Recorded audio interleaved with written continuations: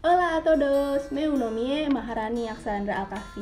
I'm from Basic Portuguese Class A, Universitas Indonesia.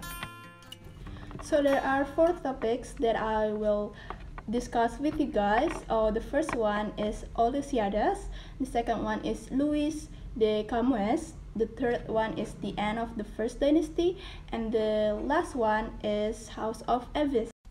And today I would like to tell you about the Lusiads and the Portuguese history. For those of you who don't know, what is O Lusiadas?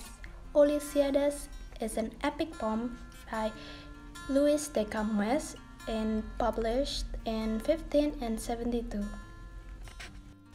It is celebrating the glorious deeds of Portuguese explorers who are sometimes helped and sometimes hindered by Greek and Roman gods. And today I will be more focused on Canto 4. More history continues in Canto 4, where Camões talks about the House of Avis, which remained in power from 1383 until the sailing of the Vasco da Gama ship to India at the beginning of the narrative. This story talks specifically about the Portuguese expansion into Africa. For the fact, in 1555, the governor Francisco Barreto received several complaints against Camões. Because of that, Camões was expelled to Ternate, the island of Maluku, which was the part of the Portuguese territory at that time. He arrived in Indonesia in 1556, and it was that year that the Lusiadas poetry began. Camões in Lusiadas poem expresses his love for the land in Indonesia, for mentioning Ternate in Canto 10, stanza 132. And now let's move on to the end of the first dynasty. The 1383 until 1385 Portuguese interregnum was a civil war in Portuguese history during which no crowned king of Portugal reigned. The interregnum began when King Ferdinand I died without a male heir and ended when King John I was crowned in 1385 until his victory during the Battle of Aljubarrota.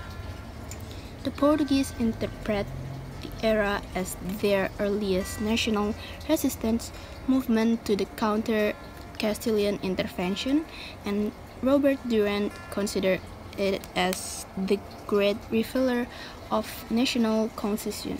The bourgeois and nobility worked together to establish the Avis dynasty, a branch of the Portuguese House of Burgundy, secretly on an independent throne. That contrasted with the lengthy civil wars in France, or known as 100 Years' War, and in England, known as War of the Roses, which had aristocratic faction fighting powerfully against a centralized monarchy. It is usually known in Portugal as the 1383 until 1385 crisis. And now let's talk about House of Avis. House of Avis, or Casa de Avis, also known as Joanan dynasty, was a dynasty of Portuguese origin that flourished during the Renaissance and the period of Portuguese discovery when Portugal expanded its power globally.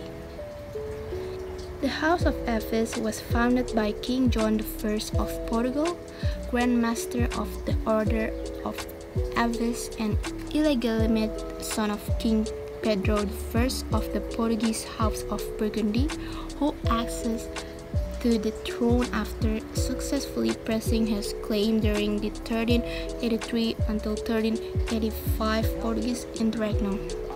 Avis monarch would rule Portugal through the age of discovery, establishing Portugal as a global power following the creation of the Portuguese Empire.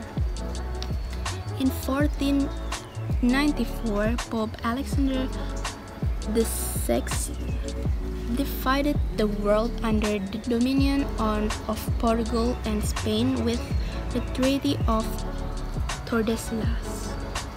The House of Efes has produced numerous prominent figures in both European global history, including Prince Henry the Navigator, King Manuel I of Portugal, and Holy Roman Empress Isabella of Portugal. And this is the family tree of House of Efes.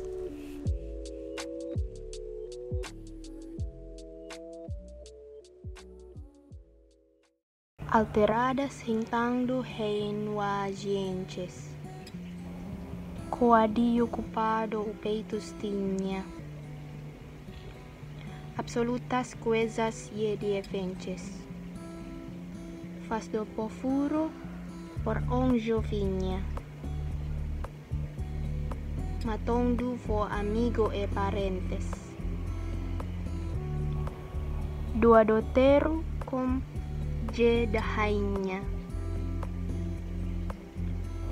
com kensu encon chinês je donesta, mas depois de fifufa manifesta.